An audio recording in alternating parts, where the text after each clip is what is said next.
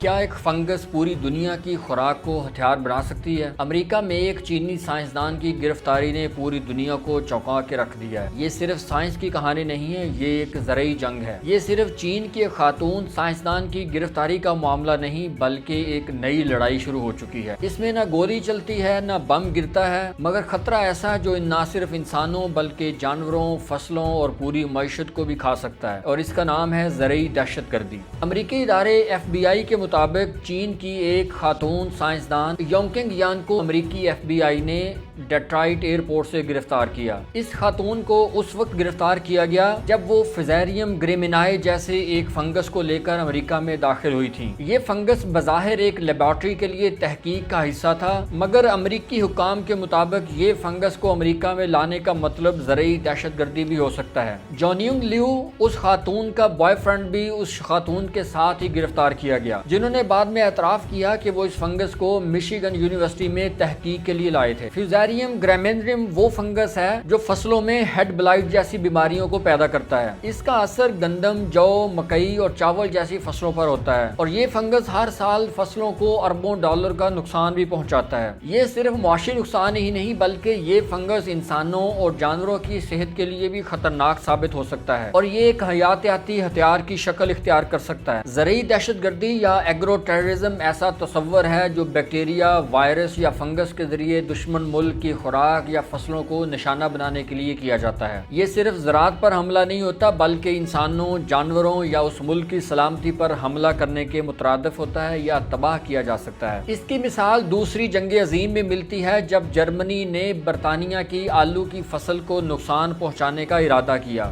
جرمنی نے کولاریڈو potato battle, ایک کیڑے کے ذریعے برطانیہ کی آلو کی فصل تباہ کرنے کا منصوبہ بنایا۔ PRD کی رپورٹ کہتی ہے کہ جن ممالک میں نگرانی کا بہت اچھا نظام ہے، وہ ایسے حیاتیاتی حملوں سے آسانی سے بچ سکتے ہیں۔ امریکہ جیسے ممالک جہاں ایک عام میں ایک کیڑے کی موجودگی پائی جاتی ہے، تو وہ پورا کارگو اس ملک کو واپس بھیج دیتے ہیں۔ لیکن ترقی پذیر ممالک میں فوڈ سیکیورٹی کو وہ اہمیت نہیں دی جاتی جیسے امریکہ جیسے ممالک دیتے ہیں۔ کیا یونکنگ یان واقعی ایک زرعی سائنسدان ہیں، یا وہ امریکہ کی زراعت کو تباہ کرنے کے لیے کوئی ایسا منصوبہ بنا رہے ہیں؟ یہ سوالات بہت ہی اہم ہیں، کیونکہ آنے والی جنگیں ٹینکوں سے نہیں ہوں گی، بلکہ بیج، بیکٹیریا، فنگس اور مختلف قسم کے وائرس سے لڑی جائیں گی۔ ایسی دہشت گردی کو ایک خاموش جنگ کہا جا سکتا ہے، لیکن اس کا اثر کسی گولی سے زیادہ خطرناک ہو سکتا ہے۔ آپ کے خیال میں کیا یہ واقعی سازش ہے، یا امریکہ اس واقعے کو بڑھا چڑھا کے پیش کرتا ہے؟ اس کیس کا فیصلہ تو امریکہ میں قانون نافذ کرنے والے اور انصاف مہیا کرنے والے ادارے ہی کریں گے، لیکن آپ اپنی رائے ضرور دیجیے کہ کیا یہ واقعی ایسا عمل ہے جس سے امریکہ کی فصلوں کو نقصان پہنچایا جانا مقصود تھا،